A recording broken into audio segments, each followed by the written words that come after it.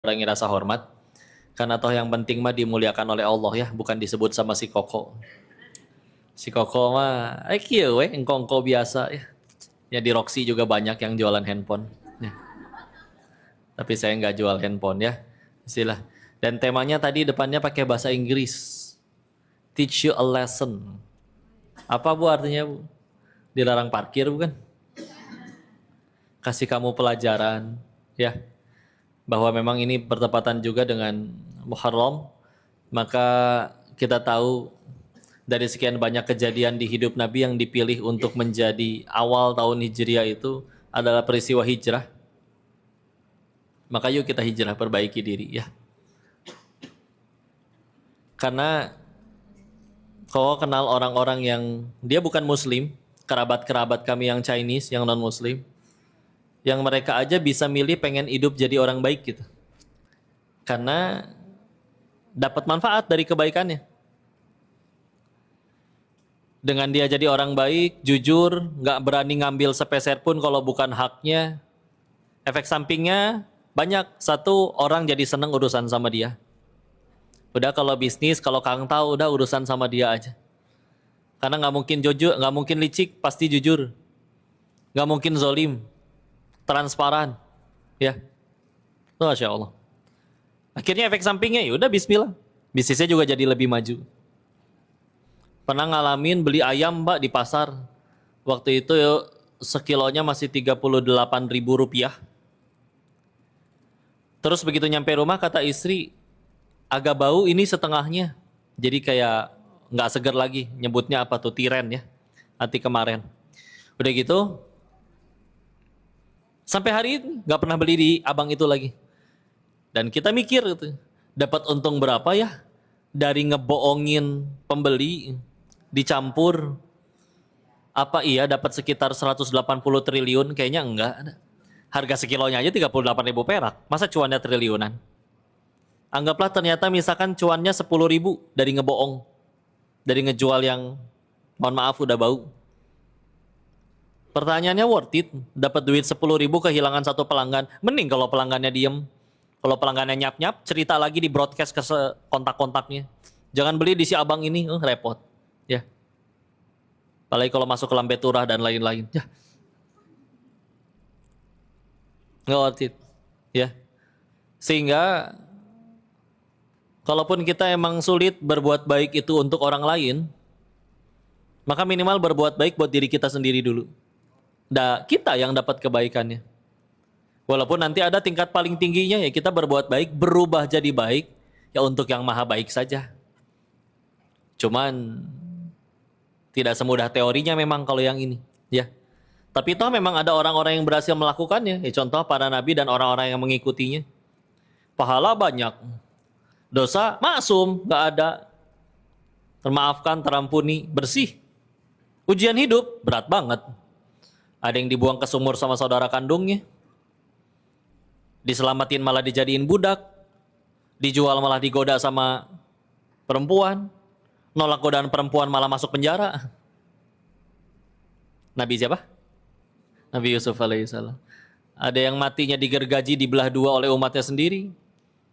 Ada yang sekedar lelah dakwahin umatnya, capek ini umat nggak bisa diatur, ditinggalin sebentar, dicaplok sama ikan paus. Kita kadang sekedar ninggalin sholat. Pernah ninggalin sholat, pernah nyakitin hati orang tua, dicakar kucing juga enggak. Gaji tetap bismillah, insya Allah lancar. Makan, ada rezekinya, ya. Tiba-tiba gede, ya alhamdulillah. Atau ada yang menanti keturunan sampai puluhan tahun. Tapi tetap saja mereka semua berkata, walam akum bidu'aika rabbi syaqiyya. Quran surat 19, Maryam ayat keempat. Kami tidak pernah kecewa dalam berdoa kepada Allah, dalam berdoa kepadanya. Maka kalau mau jujur-jujuran, ya jauh kita dibandingkan mereka. Tapi masa banyakkan ngeluhnya, ya. Jadi selamat menikmati perubahannya. Kita memang nggak bisa milih mau jadi orang seperti apa, dan bahkan mau terlahir di keluarga seperti apa. Tapi insya Allah kita bisa milih pengen mati dalam keadaan seperti apa. Ya. Kalau bisa milih mungkin pengen lahir di keluarga bangsawan, di keluarga bergelimang harta, tapi ya yang udah lahir kayak gitu juga tetap bisa hancur juga kok. Maka pilihan kita, ya. Ambil satu contoh kisah, saya diminta untuk lebih banyak tanya jawabnya juga nanti istilah. Izin ya. Ada anak SMP, Pak.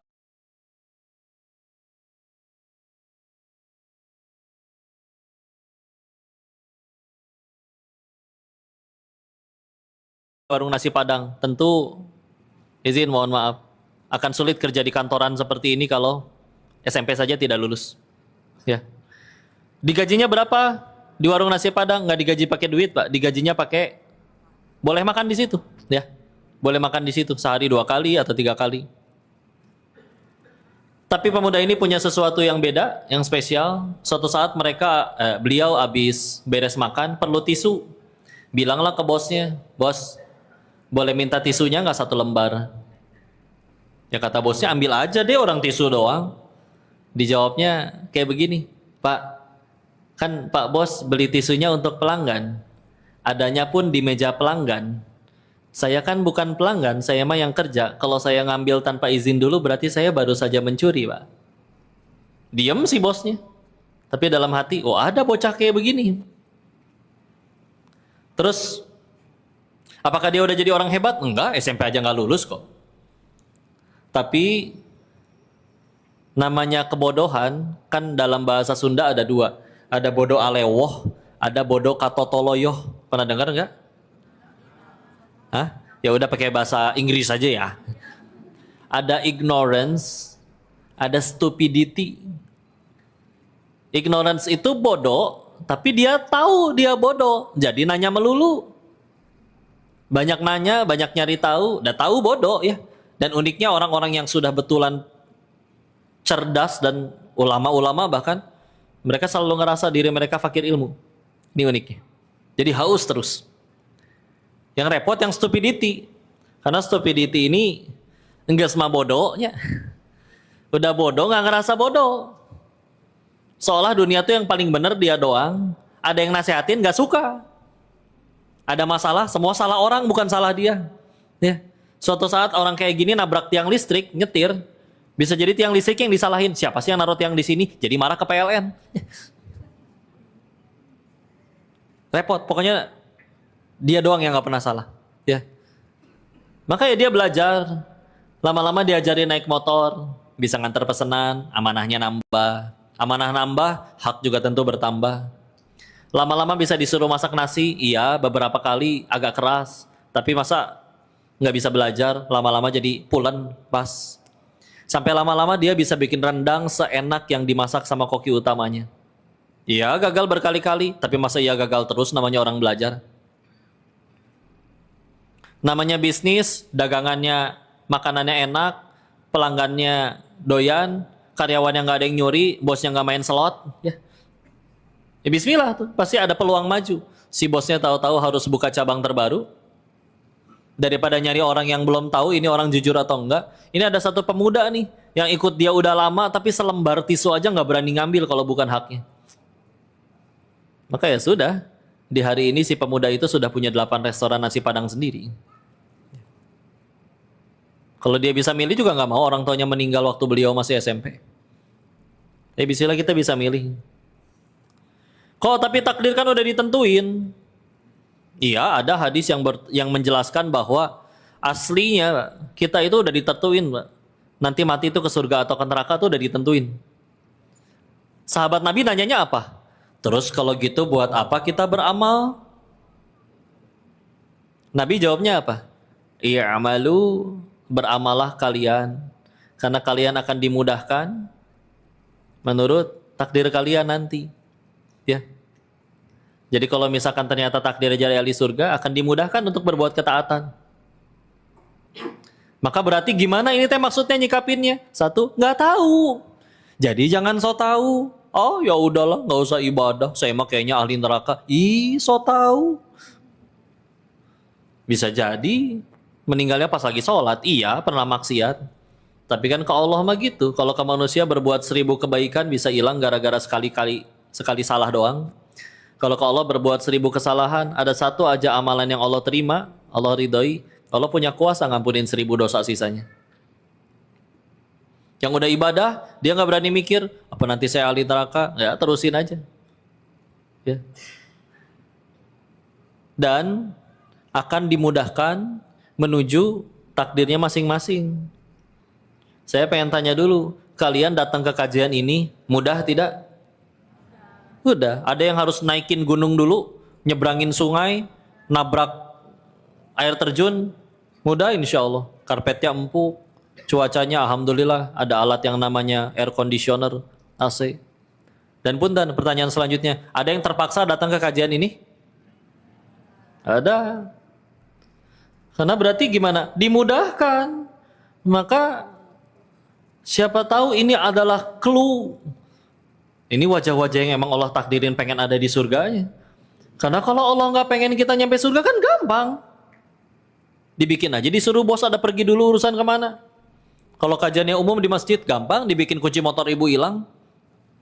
Ada yang kuncinya ada tapi motornya yang hilang. Ada yang kuncinya ada, motornya ada, ibunya yang hilang.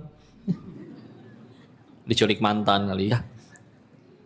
Yang repot, ada yang kuncinya ada, motornya ada, ibunya ada. Imannya yang hilang, repot ya. Masjid dekat juga tetap nggak mau datang.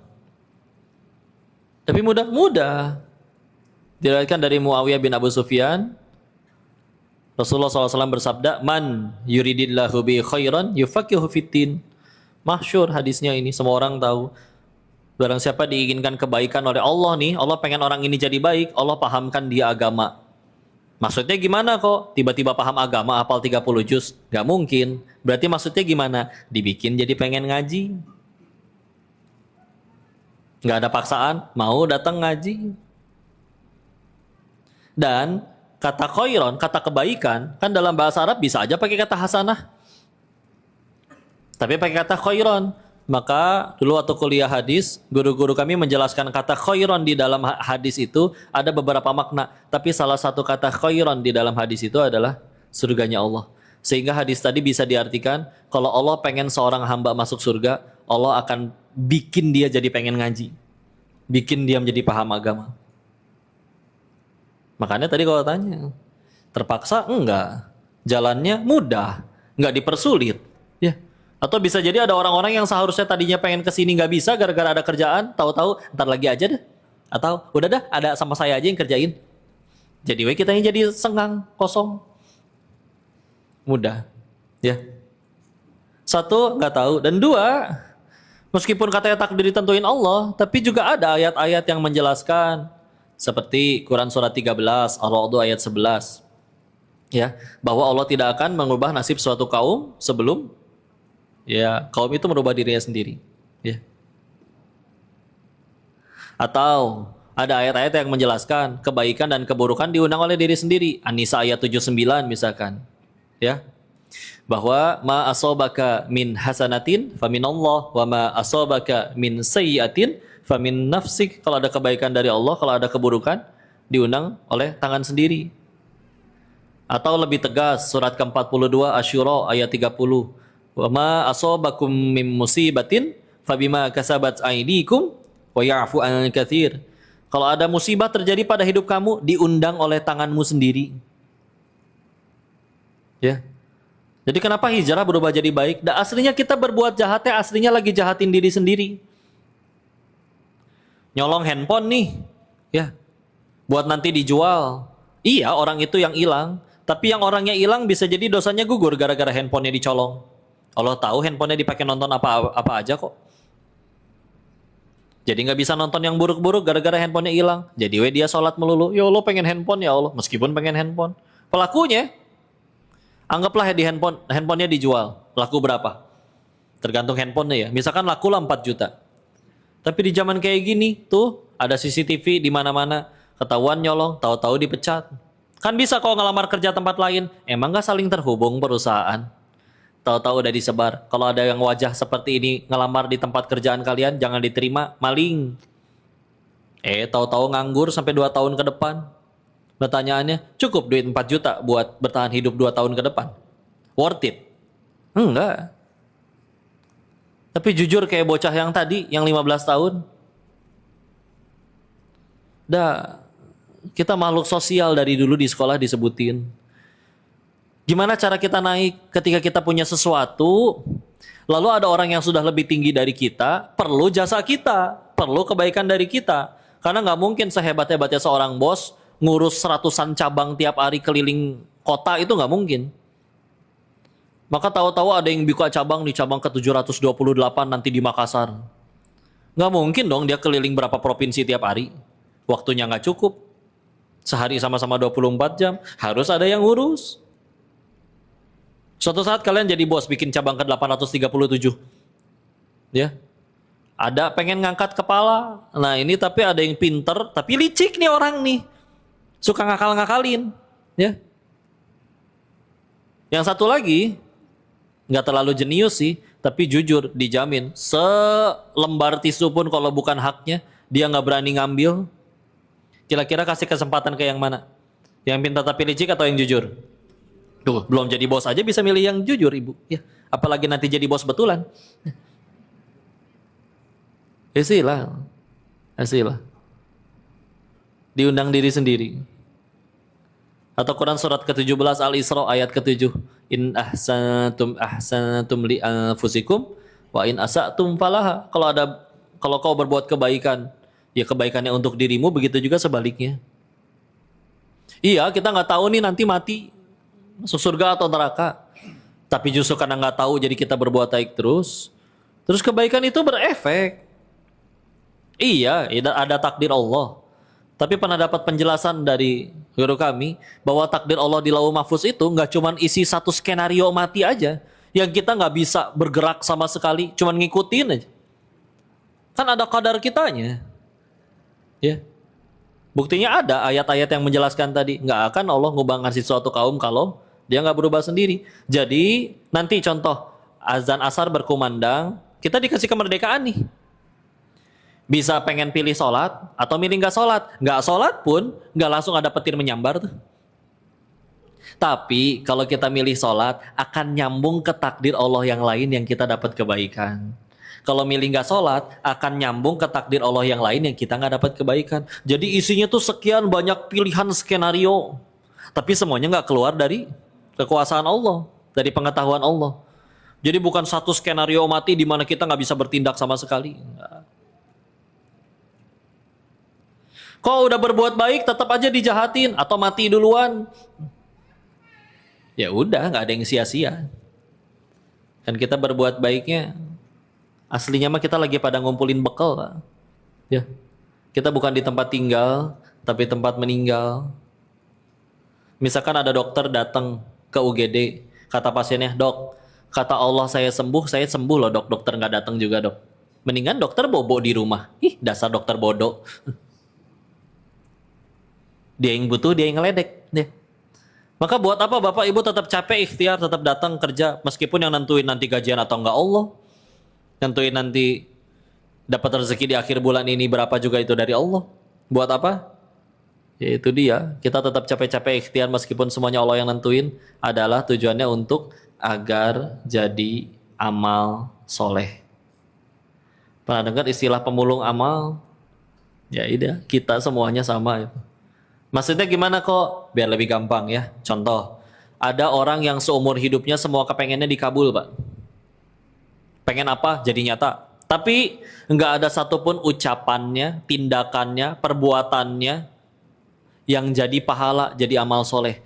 Berarti meninggal bawa apa? Iya, dapat duitnya. Iya, dapat jabatannya. Emang laku di hadapan Allah. Kalau syarat ke surga dan syarat bahagia adalah yang paling kaya dan paling menjabat, harusnya koruptor dong yang paling bahagia. Koruptor dong yang paling pasti masuk surga.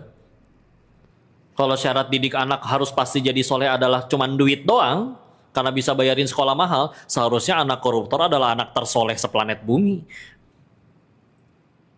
Enggak. Ya. Atau di luar sana, ada orang yang seumur hidup lebih sering gak dikabul doanya.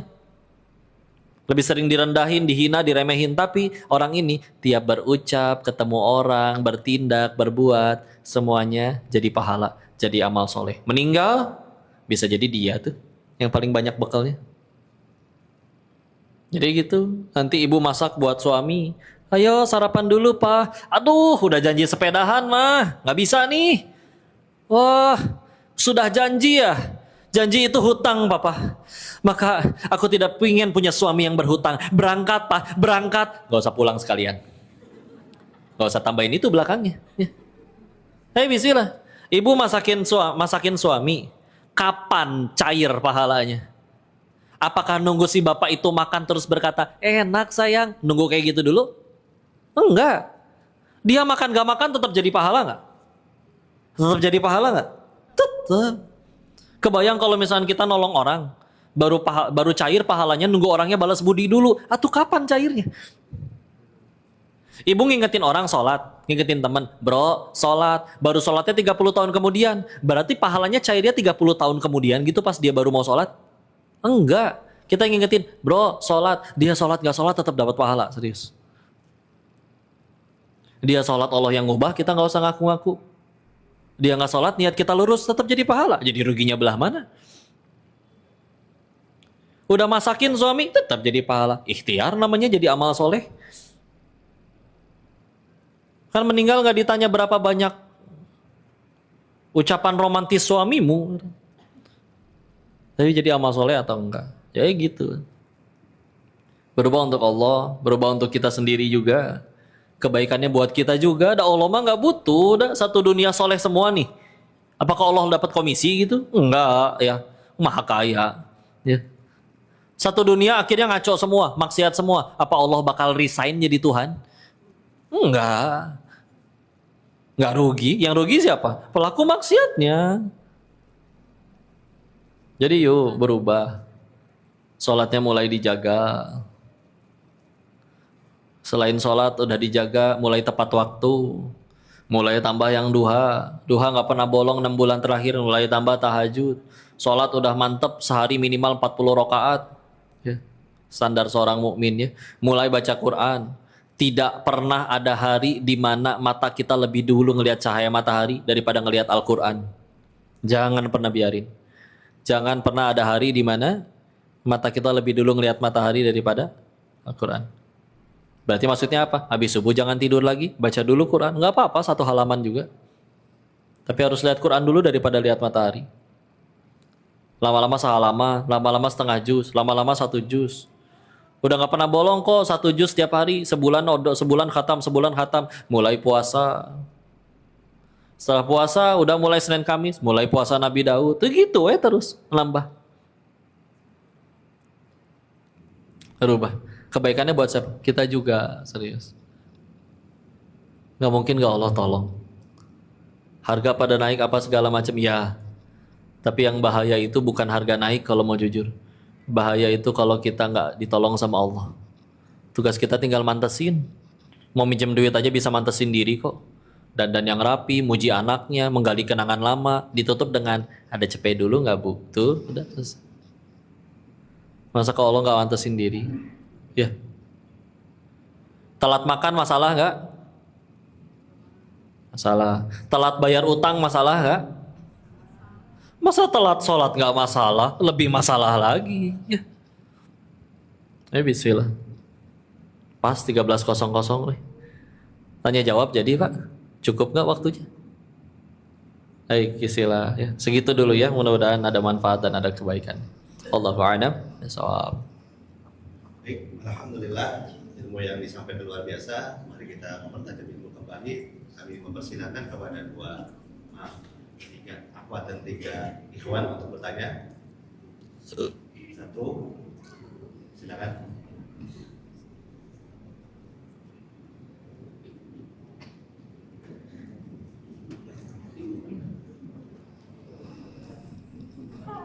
Assalamualaikum warahmatullahi wabarakatuh. Waalaikumsalam warahmatullahi wabarakatuh. Mangga. Bertanya Ko Denis dengan Heti terkait dengan suami istri Ko Denis.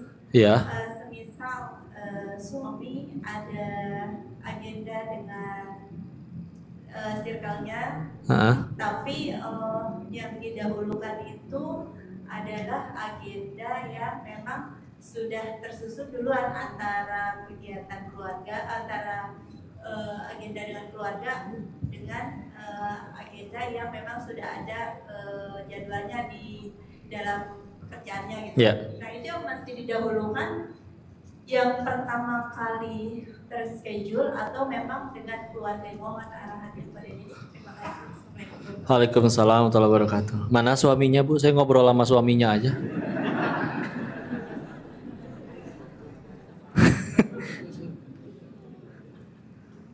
Variabelnya banyak yuk. Variabelnya banyak. Cuman ya contoh ya. Kan kalau kayak begitu, kalau kita bicaranya hukum, kan berarti aturannya syariat. Nah syariat itu punya makosidul syariah, 5 tujuan syariat. Seperti contoh ada di dalam makosid syariah itu ada menjaga jiwa. Misal seorang dokter, memang dia beres jaga jam 1 nih misalkan, dan jam 1:30 sudah janji emang pengen makan sama anak istri, ya. Cuman masalahnya kalau tahu-tahu ada ambulan datang sambil ada pisau masih nancep, itu harus dibedah saat itu juga. Maka syariat itu harus ngalah, bukan ngalah, maksudnya adalah salah satu tujuan syariat itu ya adalah untuk menjaga jiwa.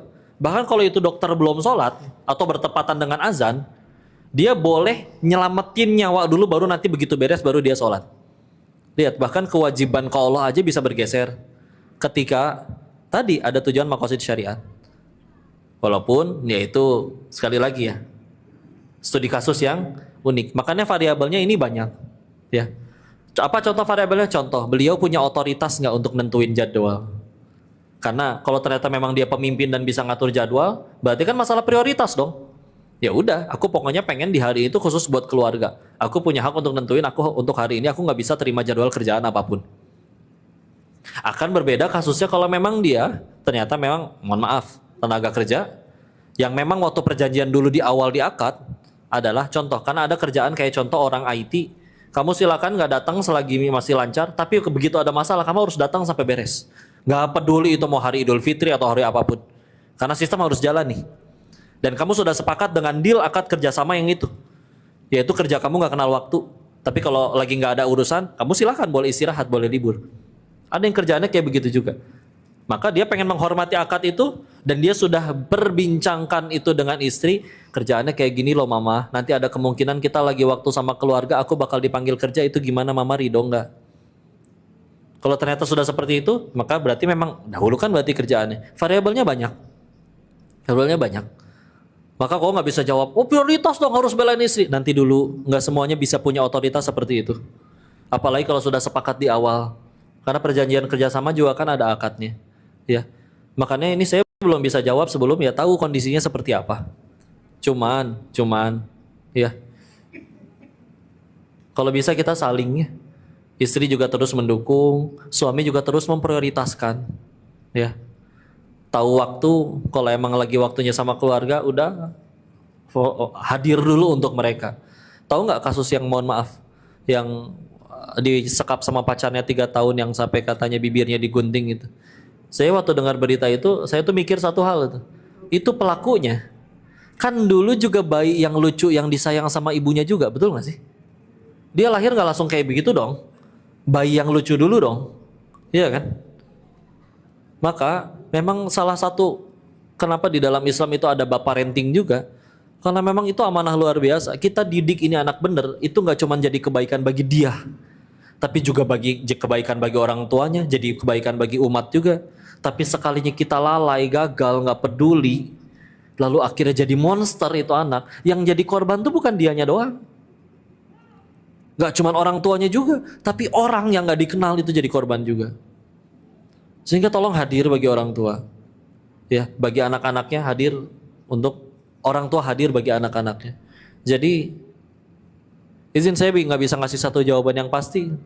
Syariat memang ada syariat, tapi syariat tadi punya makosid dan ada variabel-variabel yang harus diperhitungkan. Kondisinya seperti apa dulu nih, ya? Jabatannya seperti apakah? Ada otoritas untuk ngatur jadwal kah? Ya, dan yang lain-lain. Cuman semuanya kalau bisa saling jadi ladang amal ya. Ketika ternyata ya mungkin pasti kecewa, pasti kok papa jadi nge-cancel sih, nggak bisa datang, nggak bisa hadir. Tapi ya udahlah, bismillah. Emang kita mah lagi ngumpulin amal di sini. Pasanganku itu bukan sekedar orang yang akan selalu mencintaiku. Enggak cukup kayak begitu. Pasanganku itu adalah ladang amal bagiku. Kebaikannya muncul, aku syukuri, berarti dia ladang pahala. Kekurangannya pasti ada dan mungkin membuatku sakit, berarti dia jadi ladang penggugur dosa. Maka selagi aku bersamamu, yang aku dapat cuma 2. Kalau nggak pahala, penggugur dosa. Kan 2 itu tuh tiket utama ke surga.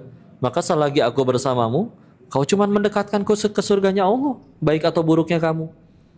Gak bisa lah, kalau aku selama sama kamu masih ngambek melulu, mungkin akunya aja kali yang belum pengen ke surga. Jadi saling sabar juga, saling ngertiin juga, saling memperjuangkan juga, saling prioritasin juga. Baru nanti kita ketemu hukumnya apa. Yang pasti syariat gak pernah tidak adil, dan dia punya tujuan-tujuan tadi, menjaga akal, menjaga harta, menjaga jiwa, dan yang lain-lain. Ya, jadi ya memang begitu. Hukumnya bisa berubah untuk maqasid syariah tadi. Ya, Allahu a'lam bishawab. Baik, selanjutnya pertanyaan kedua.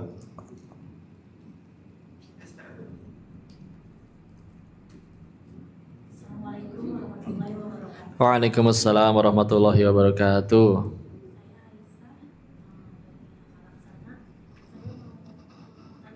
Mangga. Saya kan maksudnya pengajuan pelayanan ya. Iya. Kalau seandainya saya diminta untuk ada rapat nih, Iya. sudah gitu tunggu Gojek sebentar lagi bawain snack. Iya. Saya bawanya belum waktunya situ. Hah. Tapi Gojeknya nggak nyampe-nyampe. Bukan. Iya. Heeh. Kalau saya tinggal, makanya Gojeknya nyampe. Iya. Kalau saya tinggal sholat dulu. Hmm. Kalau saya tunggu, berarti lewat angkot gimana? Hmm. Masya Allah. Ya. Makanya, kedengeran nggak pertanyaannya? Kedengeran ya. Makanya sebetulnya kan kalau kita bicara waktu, dulu tahu nggak gimana cara malaikat Jibril ngajarin Nabi tentang waktu sholat? Kayak contoh, waktunya sholat zuhur di hari pertama, malaikat Jibrilnya datang terus ngajak ini mulai waktu sholat zuhur. Besoknya malaikat Jibrilnya datang lagi, tapi bukan di jam tepat tengah hari, tapi udah mulai menjelang asar, baru ngajak sholat zuhur. Terus akhirnya malaikat Jibril berkata, di antara waktu yang kemarin sampai hari ini, itu adalah waktu boleh untuk sholat zuhur. Jadi memang kalau kita bicaranya hukum mah, ya memang mohon maaf 2:30 memang masih boleh sholat zuhur. Meskipun tadi Koko bicara tentang ayo mulai ya ubah sholat, dahulukan sholat ya. Tapi ya lihat tadi kondisinya. Seperti contoh tadi dokter yang harus nyelamatin nyawa orang saat itu juga. Memang ini bukan tentang nyawa sih, tentang perut ya. Karena lagi konsumsi, nungguin konsumsi datang ya. Tapi kalau memang Koko ada di kondisinya Teteh, ya memang ini urusannya sama maslahat orang banyak. Bisa jadi orang menanti, ada orang yang menanti. Mudah-mudahan ini dia pentingnya ada orang soleh yang jadi pemangku keputusan, karena dia bisa punya otoritas untuk ngatur. Ya udah, kalau waktunya sholat nggak ada tuh namanya rapat-rapat, kita bubar dulu semua waktunya sholat. Nanti masalah rapat beres baru kita lanjut lagi setelah sholat ya, sehingga akhirnya semua dapat haknya untuk bisa sholat. Kan enak kalau bisa kayak gitu ya. Cuman ya dunia nggak seindah yang dibayangkan. Misalkan dia kerjanya sama orang yang mohon maaf non muslim, ya kita mau nggak mau ya akhirnya ya dia yang jadi bosnya, dia yang ikut aturannya ya. Jadi kalau bicaranya hukum mah ya memang nggak masalah sholat sholat di waktu itu, dan Allah kan maha tahu itu kalau tidak ada urusan itu teteh pasti sholat tepat waktu ya kan. Iya insya Allah gitu dijaga ya, karena ini juga ya kita tahu hadisnya, Ustaz tadi Hidayat juga pernah bahas ini. Jadi kalau kayak contoh ada orang yang sudah terbiasa selalu sholat duha setiap hari. Suatu saat dia tahu-tahu, mohon maaf keluarganya sakit, dia harus bantuin nyetirin ke rumah sakit dan nungguin di UGD. Jadi akhirnya benar-benar udah waktu zuhur, dia akhirnya nggak bisa sholat duha. Itu dia tetap dapat pahala sholat duhanya tetap. Karena memang dia sudah terbiasa. Dan Allah tahu, kalau nggak ada kejadian itu, dia tetap sholat tepat waktu kok. Dia tetap duha kok. Itu adilnya Allah. Ya. Ya tugas kitanya berarti gimana? Setiap kali tidak ada kejadian yang kayak gitu, kita jaga tepat waktunya. Tapi kali ini karena misalnya terjadi sesuatu gitu ya, maka ya sudah bismillah. Atau cara yang lain, izin, Pak, boleh saya sholat dulu. Ya.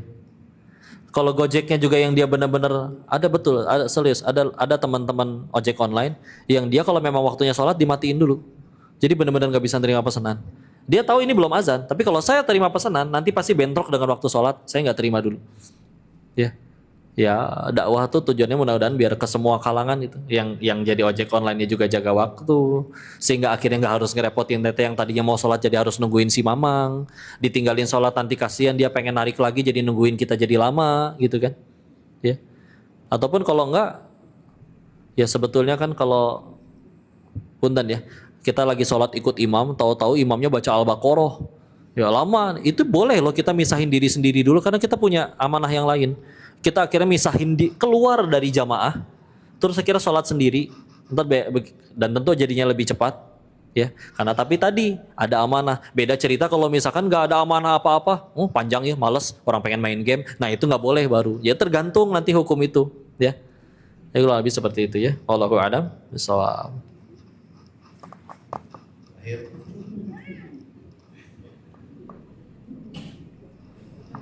Sebelahan, masalahnya sama nggak? Seragamnya juga sama soalnya. Ya silakan. Iya. Assalamualaikum warahmatullahi wabarakatuh. Waalaikumsalam warahmatullahi wabarakatuh. Ustaz mau nanya, takdir itu kan udah ditentuin sama Allah. Ha-ha. Takdir baik dan takdir buruk. Kalau kita berbuat suatu kebaikan, apakah bisa merubah takdir buruk? Oh gitu. Ya.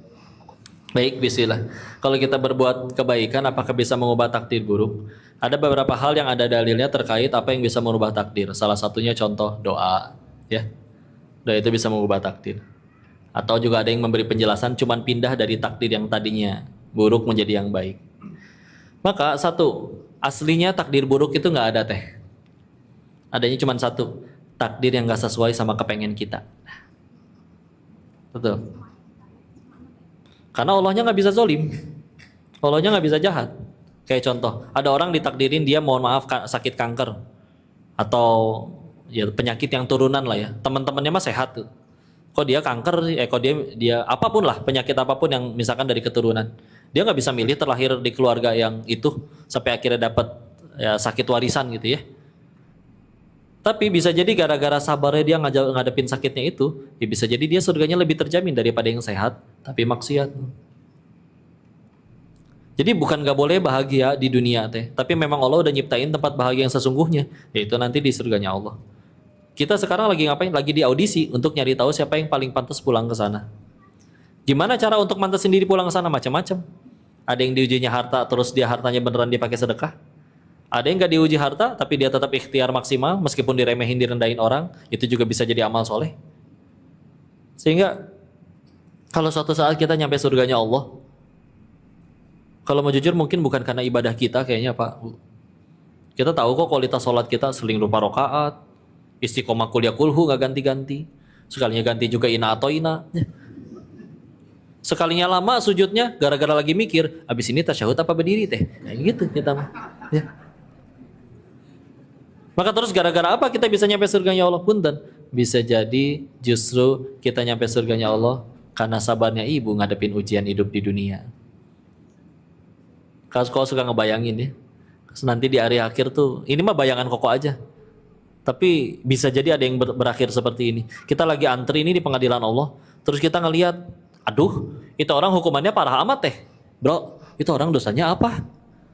Dosanya ini kok. Aduh, mana gua juga pernah lagi. Wah, mana gua juga belum tobat waktu hidup. Pas giliran kita nyampe pengadilan, terus tiba-tiba ada suara, lolos. Kok lolos? Kan di dunia kamu sabar menanti keturunan belasan tahun.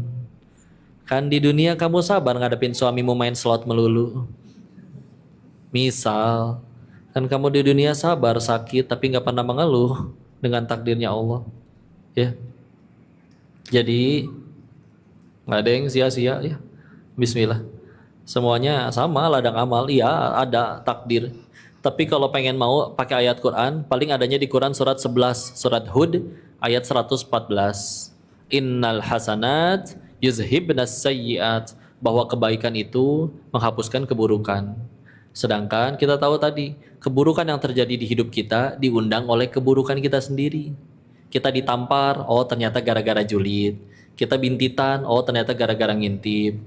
Kita mohon maaf ya, bangkrut, oh ternyata gara-gara jodol. Kan dia nggak ada yang maksa dia main judi.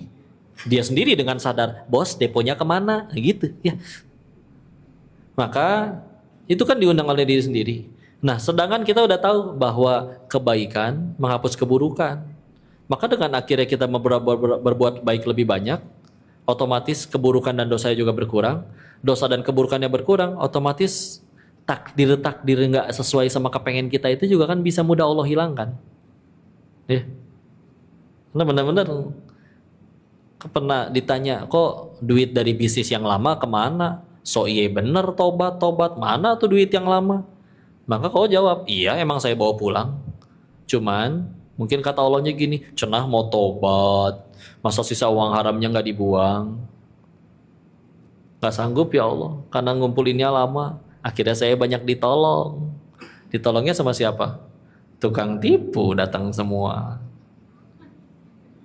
Serius, jadi habis duitnya. Ada yang sama-sama jujur, dibikin gak laku dagangannya. Dan punten di sana ngumpulin duit skala bisnis besar.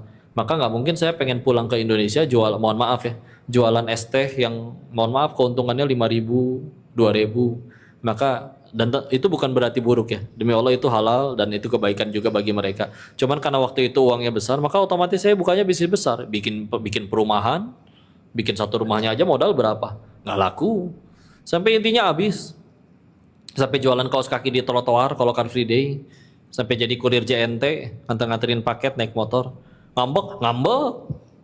Cuman ketika ngambek mikir percuma udah nonggeng, udah sujud, naon bebeakan kieu habis semua. Mendingan gue balik lagi ke Thailand. Akhirnya nyampe di satu titik pemikiran kayak begini, iya ya, ini kan saya lagi ditolong. Duit haramnya jadi nggak ada yang kemakan, buang sendiri nggak sanggup. Apa jadinya tobat sambil makanin duit haram? Nggak akan beres. Kan buang sendiri nggak sanggup. Cuman kenapa waktu itu saya ngambek? Kan sederhana. Tuhannya saya waktu itu duit, bukan Allah. Buktinya ketinggalan sholat nggak nangis, hilang duit baru nangis. Dan ketika akhirnya ya udah, ibadah ditambah, ke Allahnya benar-benar berupaya semampu mungkin. Dosa-dosa pun akhirnya mulai tidak dilakukan lagi. Ada harinya tuh ketemu asal tapi nggak ketemu penjahat, malah nguntungin rezeki yang tidak diduga-duga. Dulu dijaga benar-benar supaya benar-benar hati-hati, tetap ketipu juga. Sekarang asal juga tetap cuan-cuan juga. Jadi emang benar dosa tuh ngundang keburukan tuh benar. Jadi kalau misalnya apakah kebaikan bisa menghapuskan takdir buruk, doa bisa mengubah takdir. Tapi pakai ayat yang tadi Hud ayat 114, kebaikan memang menghapuskan keburukan. Sedangkan yang gak enak di hidup kita kan diundang dari keburukan. Maka dengan kita perbanyak kebaikan, keburukannya berkurang, yang gak enak juga pasti berkurang. Ya. Tapi ada orang soleh tetap dapat banyak masalah kok. Mudah bagi Allah bikin supaya bagi mereka itu gak masalah. Lihat, Nabi ujiannya berat-berat gak ada yang ngeluh kan. Apakah Nabi Yunus di dalam perut ikan berdoanya kayak gini, ya Allah, pan saya teh Nabi, banyak kieu-kieu teuing atuh ujian teh? Enggak, kan bukan orang Sunda. Ya. Iya, doanya apa di dalam perut ikan? Surat 21 Al-Anbiya ayat 87. La ilaha illa anta subhanaka inni kuntu minadz zalimin. Tidak ada ilah selain engkau, maha suci engkau, sesungguhnya aku yang zalim. Malah sibuk tobat, enggak nyalahin umatnya. Ya kan? Enggak ada yang ngeluh gitu ya. Bagi kita kuat nggak kalau ditelan ikan paus? Nggak kepikiran sama sekali, berenang aja nggak bisa, misalkan. Ini ditelan ikan paus gitu. Tapi masya Allah, ya ujian seberat itu pun beliau tidak mengeluh, ya. Jadi nanti ketika nanti suatu saat kita nyampe titik itu tapi tetap ada masalah, bisa jadi kata orang, ini orang ujian hidup dia kok berat banget. Kata kitanya, berat apa sih? Naon gini doang, ya kan? Ada orang ngambek loh perkara makan rendangnya udah depan mata, dia ngomel tuh. Saya pengennya rendang restoran itu ya, kenapa yang datang restoran lain? Ya Allah Pak, di saat orang lain belum tentu makan daging, coba bagi kita yang segala makan omnivora gitu ya. Pak, mau daging ke Pak, mau apa ke, mau itu sendal digoreng juga saya nggak tahu Pak, bentuknya tetap kayak stick kok. Hiperbola sih itu mah. Tapi ya udah gitu ya, tenang aja karena tahu bagi dia masalah, bagi kita makan rendang kok ngambek ini orang. Kita alhamdulillah nasi pakai asal udah nasi, tempe, asin, sambal standar 1. Ih, idah enak itu mah. Ya, ajib ya. Bukan di restoran mahal ya. Tapi tetap nikmat ya itu. mudah dibikin oleh Allah, nggak jadi masalah juga. Ya, Allahu a'lam bishawab. Baik, sekarang dari bapak-bapak. Ya, saya ingin bertanya.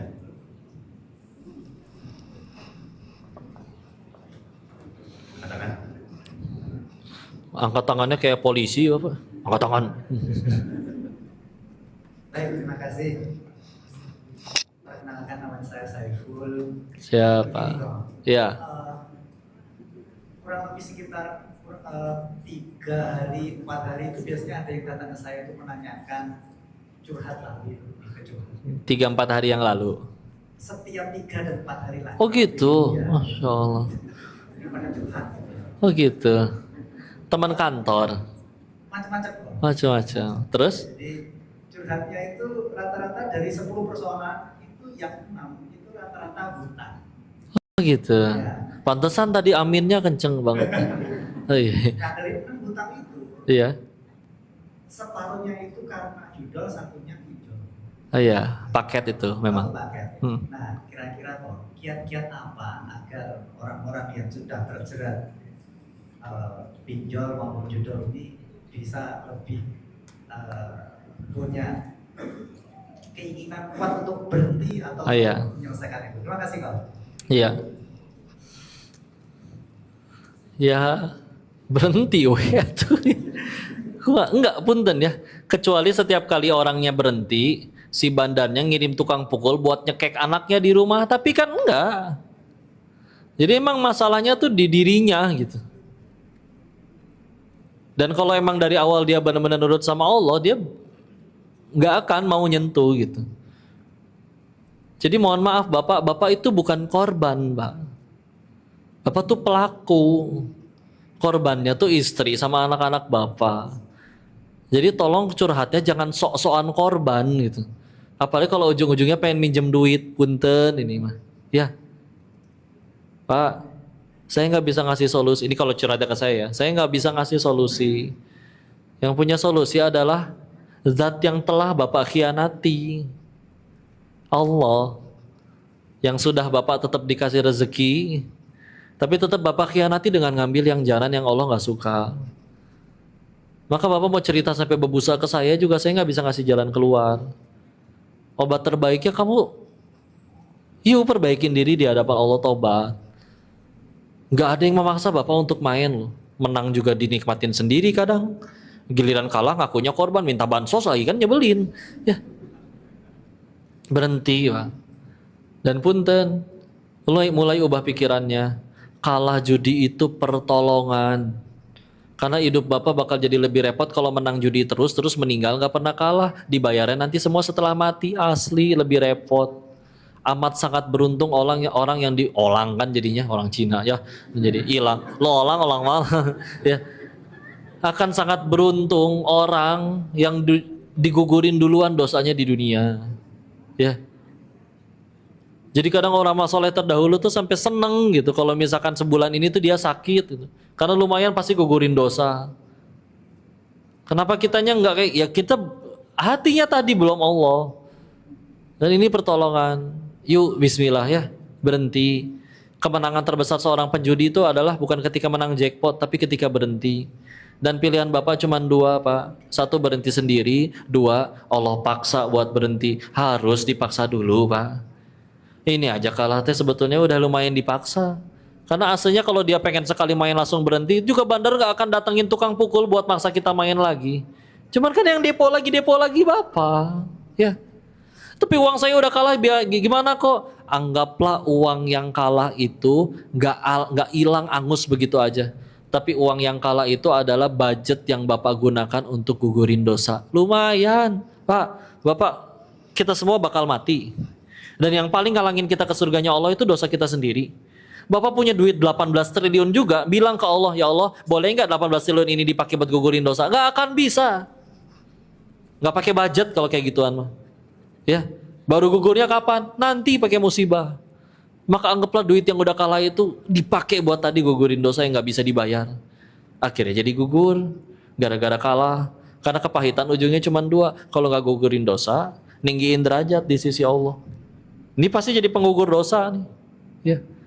Bisa jadi gara-gara kalah ini, ya udah pulang pulang ke hadapan Allah dalam keadaan dosa-dosanya sudah diampuni. Udah, nggak apa-apa, jangan sentuh lagi. Yang ada sekarang itu udah nggak bisa dibilang judi, karena judi itu ibarat ya contoh ada kartu nih Pak, satu Pak, tebak-tebakan yuk ini ganjil atau genap.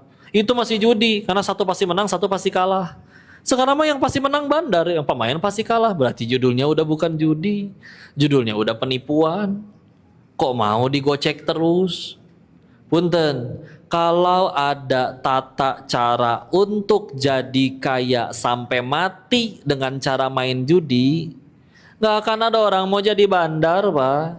Harus capek-capek ke Kamboja, nyewa karyawan, bayar internet, bayar upeti, bayar sogok sana sini demi nggak digerebek. Pak, rebutan lapak di pasar aja bisa bunuh-bunuhan orang, Pak. Apalagi bisnis haram miliaran di Kamboja, Pak. Terus kenapa ada orang tetap pengen jadi bandar? Karena dia tahu nggak ada cara kaya jadi pemain tuh, nggak ada. Kalau mau jadi bandar atau backingnya, ya baking soda, baking powder kali ya, tahu itu mah. Kenapa orang jadi bandar? Ya sama, bandarnya juga punya kebutuhan. Dia pengen bikin dapurnya ngebul, butuh SPP anaknya, pengen jajanin istrinya, atau bahkan jajanin selingkuhannya. Makanya dia nyari sistem di mana dia selalu untung. Makanya bela-belain jadi bandar. Kalau ada tata cara buat jadi kaya sampai mati dengan cara jadi pemain, mendingan jadi pemain di rumah rebahan, nggak usah ke Kamboja. Terus Bapak lebih pilih jadi pemain. Oh berarti saya harus jadi bandar ya? Bukan gitu Joni. Ini lucu orang teh, intinya mah tobat, udahan. Kadang saya kalau di podcast juga sampai tanya, kenapa sih harus ditulis tulisan mantan bandar judinya? Katanya mereka, kata yang bikin podcastnya, kata biar pada mikir katanya. Bandarnya aja udahan, masa pemainnya enggak? Ya juga ya.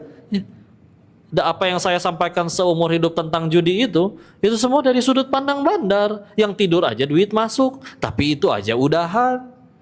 Terus mau ya kamu jadi pemain bela-belain jual sana sini, jual nyolong sana sini hanya demi main, kan? Dibilang bodoh nggak tega ya, atau kumaha ya. Udah yang mana sih Pak orangnya? Jadi ya Allah, udahan, ya. Nggak ada kebaikan dari ngelanggar perintah Allah, nurut sama Allah. Pahit, iya. Tapi bisa jadi setelah akhirnya benar-benar berhenti, udah mendekat sama Allah, kita jadi manusia yang berbeda. Udah jangan sentuh lagi. Duit yang angus, dulu kita lahir juga nggak bawa duit. Udah, tenang aja. Dan syarat ke surga bukan duit kita. Ya. Bahkan bisa jadi orang yang gagal ke surga gara-gara duitnya. Cara dapatnya haram atau dipakainya haram. Ya ini duit yang haram-haramnya diambil. Pertolongan, udah. Cuman ya memang di hatinya belum Allah, jadi repot ya. Allahu a'lam bishawab. Mungkin satu lagi ya. Ya. Ya.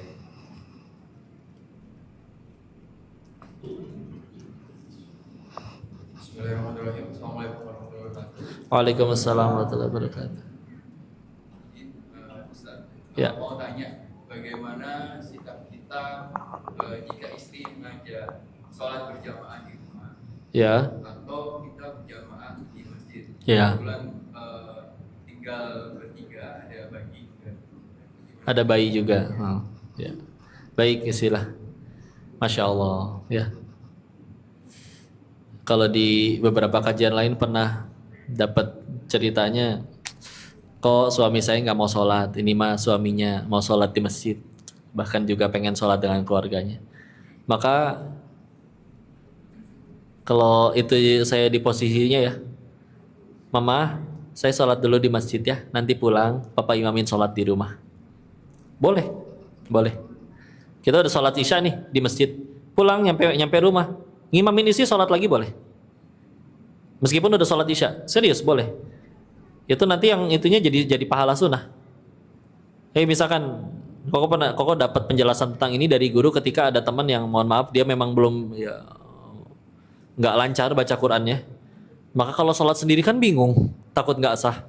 Sedangkan saya udah sholat, terus akhirnya diminta untuk imamin biar supaya akhirnya bacaannya bener. Padahal udah sholat, yang wajib ya. Boleh nggak? Boleh. Jadi dapat dua-duanya. Tapi sabar sebentar, aku sholat dulu di masjid. Ya. Ya, ada sih masjid yang misalkan dari azan sampai qomatnya 15 menit ya. Ya, tapi nggak apa-apa, ya sabar sebentar. Ya. Karena memang sejatinya ya kalau laki-laki kalau bisa memang baiknya di masjid tentunya. Tepat waktu berjamaah di masjid, kecuali sholat-sholat sunnah silakan perbanyak di rumah. Ya. Jadi kalau sholat sunnah di rumah, tapi kalau misalkan kayak tadi istri minta kayak begitu, ya sudah, tungguin ya. Papa sholat dulu di masjid. Nanti pulang, papa imamin lagi. Dan kadang saya udah beres acara, dan kalau acara namanya juga pengajian ya, pasti sholatnya tepat waktu. Nyampe rumah misalkan ternyata istri belum sholat, saya nawarin, mau papa imamin nggak? Ayo, nggak apa-apa. Ya, biar dapat jamaahnya. Nanti masing-masing kita gendong satu-satu. Anak kembar kan ya, saya gendong satu, istri gendong yang satu dulu. Ya, jadi ya udah sambil diimamin. Bagi beliaunya tetap sholat wajib, bagi sayanya ya dapat pahala sunnah tambahan aja. Ya, jadi ya kalau kita bicaranya hukum sekali lagi, ya memang harusnya kalau bisa di masjid laki-laki. Cuman kalau pengen disikapi seperti itu secara hukum pun masih boleh. Begitu. Ya, jadi nggak apa sholat 2 kali. Ya. Wallahu a'lam bishawab. Baik, alhamdulillah 3 pertanyaan dan dari perempuan dan dari laki-laki. Mungkin kita ucapkan jazakallah. Masya Allah. Belum sepandai Ustadz M. Yunus baca kitabnya. Ajarin dong Ustadz. Kita dapat menerapkan kehidupan kita ya. Ibu. Akhirul kalam kita ucapkan alhamdulillah. Subhanallahumma wa bihamdihi. Subhanakallahumma bihamdika asyhadu an la ilaha illa anta astaghfiruka wa atubu ilaik. Assalamualaikum warahmatullahi wabarakatuh. Waalaikumsalam warahmatullahi wabarakatuh. Iya. Berikan kepada Bapak Ibu yang tertarik terhadap Oh iya. di Bogor. Yang buku tadi ya di depan